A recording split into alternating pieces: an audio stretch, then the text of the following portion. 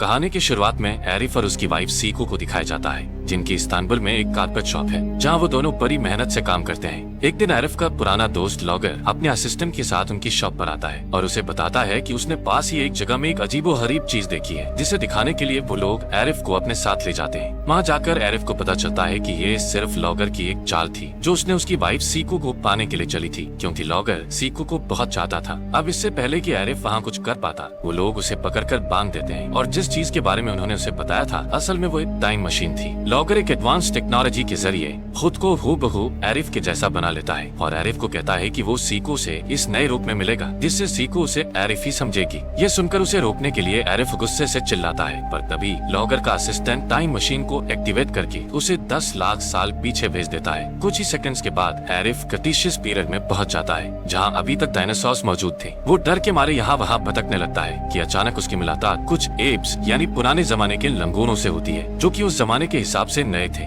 उनमें काफी बदलाव आ चुका था, लेकिन इंसान बनने में अभी उन्हें और समय लगना था। आरिफ के पास अपना अकेलापन दूर करने के लिए और कोई चारा नहीं था, इसलिए वो उन एप्स के साथ रहने लगता है। साथ ही उन्हें थोड़ी ट्रेनिंग भी देता रहता है, जिससे कि वो इंसानों जैसा बिहेव कर सके। धीरे धीरे दिन गुजरने लगते हैं और सर्दियों का मौसम आ जाता है। एक दिन आरिफ जब पेशाब करने जाता है, तो वो देखता है कि उसका पेशाब निकलते ही सर्दी से जमकर बर्फ बन गया है। आरिफ समझ जाता है कि वहाँ का टेम्परेचर आज के जमाने के नॉर्थ पोल के टेम्परेचर जैसा है। उसके पास करने के लिए कोई काम नहीं था, इसलिए वो बर्फ के पेशाब से कुछ डिजाइन्स बनाने लगता है। काफी वक्त बीतने के बाद आरिफ देखता है कि इतना कुछ सिखाने और बताने के बाद भी उन एप्स में कोई बदलाव नहीं आया था और वो अभी भी पहले जैसे ही बिहेव कर रहे थे। अब आरिफ को रियलाइज होता है कि अगर वो उन एप्स के साथ रहेगा तो कभी घर वापस नहीं जा पाएगा, क्योंकि ये एप्स उसकी कोई मदद नहीं कर सकते थे। इसलिए वो अकेले ही इंसानों की आबादी की तलाश में जंगल की तरफ निकल जाता है। रास्ते में उसे खतरनाक टी-रेक्स डायनासोर मिलता है, जिसकी भयानक आवाज सुनकर पहले तो आरिफ डर जाता है, पर जब उसे पता चलता है कि वो एक मादा डायनासोर है जो उससे बस अपने अंडों की हिफाजत के लिए उस पर गुर्रा रही थी, तो आरिफ फ्रेंडली लुक देकर वहाँ से हट जाता है। टी-रेक्स उसके फ्रेंडली बिहेव से खुश हो जाते हैं और उसे एक मधुमक्खी का छत्ता दे देते हैं। यहाँ पर मधुमक्खी के छत्ते को पाकर आरिफ बहुत खुश होता है, पर जल्दी ही उसे एहसास हो जाता है कि उस छत्ते की वजह से एक बहुत बड़ी मधुमक्खी उसके पीछे पड़ गई है। वो हनी भी उसके पीछे लग जाती है और उसे काटने लगती है। आरिफ अपनी जान बचाने के लिए इधर उधर भागता है। आखिर एक पेड़ के पीछे छिपकर वो किसी तरह मधुमक्खी से अपना पीछा छुड़ाता है, पर तब तक मधुमक्खी की दम का असर हो चुका था, जिसकी वजह से उसे चक्कर आने लगते हैं और वो जमीन पर गिर जाता है। उसकी आंखें बंद होने से पहले उसे पेड़ पर 2 आदि मानव दिखाई देते हैं। वो कुछ रिएक्शन देता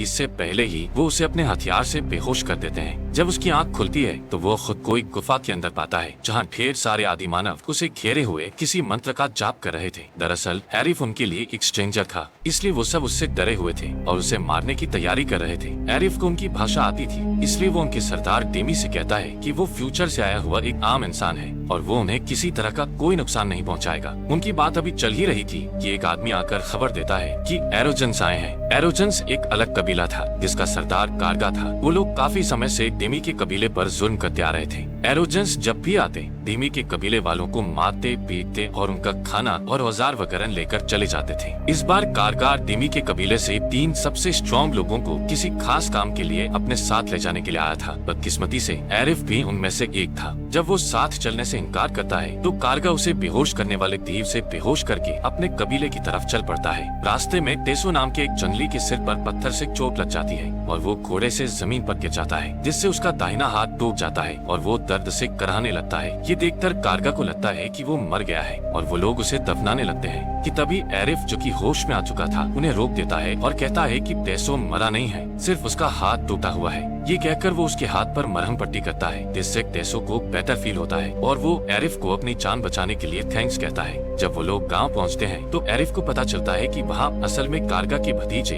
काउलिया का राज चलता है, जो कि टेसो का बाप भी था। बाप बेटे एक दूसरे से मिलते हैं। फिर कारगा टेसो से उस मास्क के बारे में पूछता है जो उसने टेसो के रूम में देखा था। वो खुश होकर बताता है कि उसने वो मास्क एक पेड़ की छाल से बनाया है। ये सुनकर कालिया अपसेट हो जाता है, क्योंकि वो चाहता था कि उसका बेटा एक जंगली लड़ाकू बने, न कि एक आर्टिस्ट। फिर कालिया उसे अपने बचपन में हुई एक घटना के बारे में बताता है, जिसकी वजह से उसके पिता कोमो की जान गई थी। इसके बाद सीन पास्ट पास्ट में शिफ्ट हो जाता है और हम देखते हैं कि एक स्पेसशिप उस जगह उतरती है और उसमें से 2 स्ट्रेंजर्स निकलते हैं और काउलिया के पिता कुमो को एक बॉल गिफ्ट में देकर वापस उसी स्पेसशिप में बैठकर चले जाते हैं। उनके गिफ्ट से खुश होकर कुमो उन्हें अलविदा कहने के लिए उनकी तरफ दौड़ता है, पर स्पेसशिप की इंजन से निकलने वाली आग में जलकर मर जाता है। इसके बाद हम फिर से प्रेजेंट में काउलिया को ये कहते हुए सुनते हैं कि उस घटना के बाद से उसे हर नई चीज और हर नए इन्वेंशन से नफरत हो गई थी। उसे लगता था कि उसके पिता स्वर्ग में है, इसलिए उसने एक बहुत ऊंचा टावर बनवाया था जिस पर चढ़कर बहुत सारे लोगों ने कुमो को वापस लाने की कोशिश की थी, पर कोई भी न तो कामयाब हो पाया और न ही जिंदा बचकर वापस आ पाया। इसीलिए कारगा दिमी के कबीले से 3 स्ट्रॉन्ग लोगों को लेकर आया था ताकि उन्हें टावर पर भेज सके। ये सब सुनकर एरिफ अकेले ऊपर जाने का फैसला करता है और देखते ही देखते वो टावर पर चढ़ जाता है। सबसे ऊपर पहुंचने पर उसे वहाँ एक आदमी दिखाई देता है। उसे कुमो समझकर एरिफ उसे अपने साथ लाने के लिए आगे बढ़ता है, पर वो आदमी उससे डरकर पीछे हट जाता है, जिससे उसका पैर फिसल जाता है और वो नीचे गिरकर मर जाता है। इस बात से अपसेट होकर एरिफ धीरे धीरे नीचे उतरने लगता है। जब वो वापस जमीन पर पहुंचता है तो सारे गांव वाले उसे जिंदा देखकर हैरान रह जाते हैं, जो कि टावर से जिंदा लौटने वाला वो पहला इंसान था। इसी बात पर लोग खुशी से झूमने लगते हैं, जिससे माहौल थोड़ा अच्छा हो जाता है। काउलिया इस बात से अपसेट हो जाता है कि एरिफ उसके बाप को नहीं ला पाया,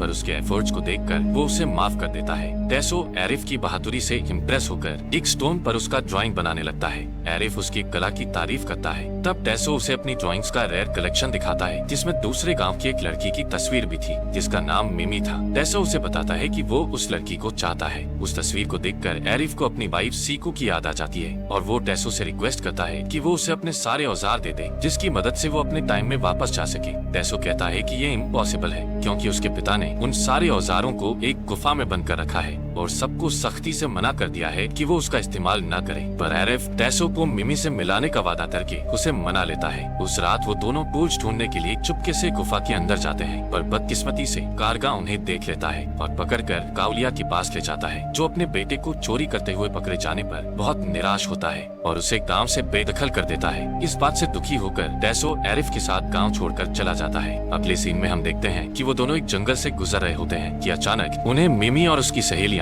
एक नदी में नहाती हुई दिख जाती हैं। मिमी टेसो के बैकग्राउंड की वजह से उसे पसंद नहीं करती थी, पर एरिफ टेसो के पीठ पर मिमी को उसका टैटू दिखाता है, जिसे देखकर वो इम्प्रेस हो जाती है और टेसो के बारे में उसकी सोच बदल जाती है। फिर वो सारे लोग वापस डिमी के गांव चले जाते हैं और तब एरिफ उन सबको एक नई सभ्यता की शुरुआत करने का प्लान बताता है। वो डिमी को काउलिया की गुफा में छिपे हुए हजारों काम के गैजेट्स के बारे में बताता है और उन्हें चुराने के लिए उसकी मदद मांगता है। नए टूल्स और टेक्नोलॉजी से जिंदगी को बेहतर बनाने की उम्मीद में वो लोग उसके प्लान में शामिल हो जाते हैं। उस रात एरिफ और टेसो फिर से काउलिया की गुफा में जाते हैं और सारी जरूरत की चीजें एक चक्की वाली गाड़ी में लादकर वापस अपने गांव ले आते हैं। एरिफ उन सामानों से तुरंत काम की चीजें बनाना शुरू कर देता है, जिससे कि उन गांव वालों की जिंदगी आसान हो जाए। कुछ महीनों के बाद एरिफ की बनाई हुई चीजों के कारण उनकी जिंदगी काफी बदल जाती है। 7000 साल में होने वाले चेंजेस उन्हें कुछ महीनों में ही दिख जाते हैं। अब वहाँ औरतें खाना बनाना सीख गई थी और बच्चे स्कूल जाने लगे थे। उसके कामों से खुश होकर गाँव वालों ने उसे गाँव का मुखिया बना दिया था, पर अभी भी गाँव वालों में अक्ल की कमी थी, जिसकी वजह से एरिफ ज्यादा खुश नहीं था।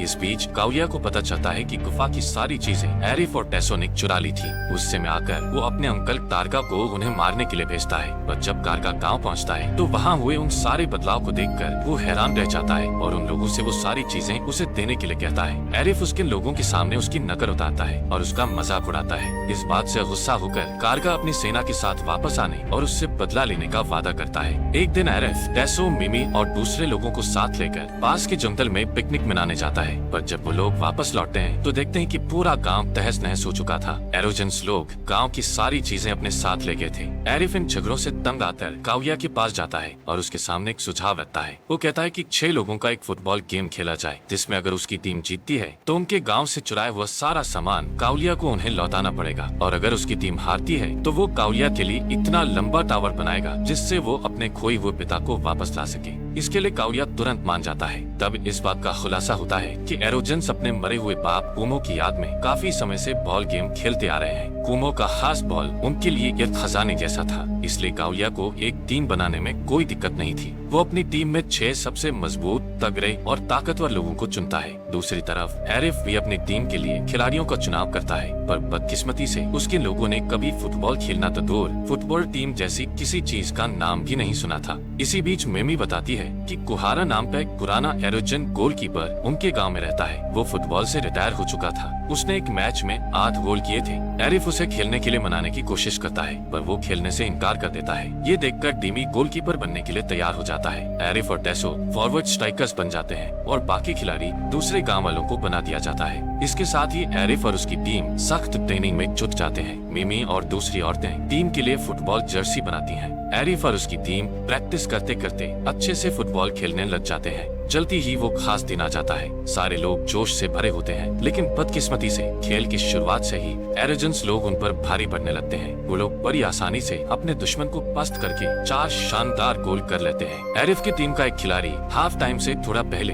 1 गोल करने में कामयाब हो जाता है और इस खुशी का जश्न मनाने के लिए वो इतनी तेजी से दौड़ता है कि पास चल रही आग में गिर जाता है। इसी बीच हाफ टाइम में डिस्कस करते हुए आरिफ उनसे कहता है कि वो दरअसल दूसरे ग्रह से आया हुआ एक एलियन है जो इस प्लेनेट पर अच्छे खाने की वजह से रह रहा था। उसके पास कुछ सुपर पावर्स थे जो गेम को आसानी से उनकी तरफ पलट सकते थे, पर उसने अब तक उन पावर्स का इस्तेमाल नहीं किया था क्योंकि उसे डर था कि इससे किसी को चोट पहुंच सकती थी। चूंकि अब उसकी टीम की जीत का सवाल है तो उसे एलियन बनना पड़ेगा।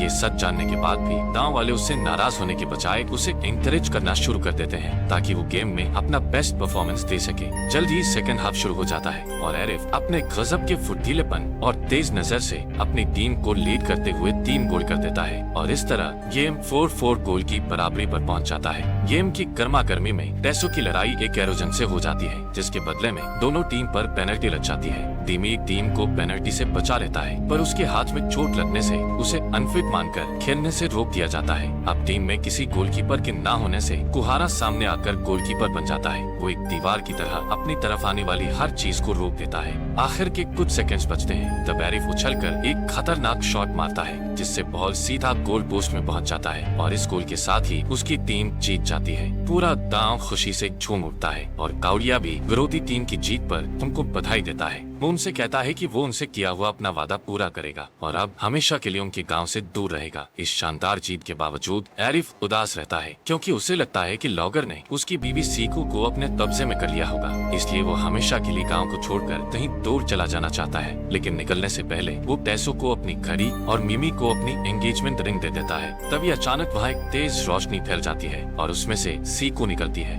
आरिफ की खुशी का ठिकाना नहीं रहता और वो हैरत से अपनी बीवी को देखने लगता है। सीको उसे बताती है कि उसके लॉगर के साथ चले जाने के बाद उसने इंटरनेट पर एक 10 लाख साल पुरानी अंगूठी देखी थी जो कि आर्कियोलॉजिस्ट की ग्रुप को एक गुफा में मिली थी। जब उसने उस अंगूठी और घड़ी के बारे में और ज्यादा जानकारी जुटाई तो उसे पता चला कि वो असल में आरिफ की थी। उन सारी चीजों पर गौर करने पर उसे पता चला कि उसके सामने जो आरिफ था दरअसल वो बहरूपिया लॉगर था। तब वो गन पॉइंट पर लेकर उससे अपने पति के लोकेशन के बारे में पूछती है और आखिर में लॉगर के टाइम मशीन को ऑपरेट करके वो यहाँ तक पहुँची थी। जल्दी वो दोनों सारे गाँव वालों को अलविदा कहकर अपने समय में लौट आते हैं। घर पहुंचते ही वो लॉगर को प्रिमिटिव विलेज में भेज देते हैं। पहले गांव वाले उसे आरिफ समझकर उससे अच्छे से बात करते हैं, लेकिन जैसे ही घमंडी लॉगर उन सबका मजाक उड़ाने लगता है तो वो लोग समझ जाते हैं कि ये कोई बहरूपिया है। हालात तब और ज्यादा खराब हो जाते हैं जब काउलिया और उसके साथियों को लगता है कि सालों पहले उसी के स्पेसशिप से उसके पिता कोमो की मौत हुई थी। गुस्से से भरी भीड़ को देखकर लॉगर डर जाता है और उन लोगों से खुद को छोड़ने के लिए गिड़गिड़ाने लगता है, पर उसकी बात कोई नहीं सुनता और सब उसे पकड़ने के लिए आगे बढ़ने लगते हैं। पर इससे पहले कि वो उसे पकड़ पाते अचानक एक टी-रेक्स आकर उसे निगल लेता है। दोस्तों, अगर ये वीडियो आपको पसंद आया होगा तो इस वीडियो को लाइक करिए और हमारे चैनल सेवंस का एक्सप्लेनर को सब्सक्राइब करना ना भूलें।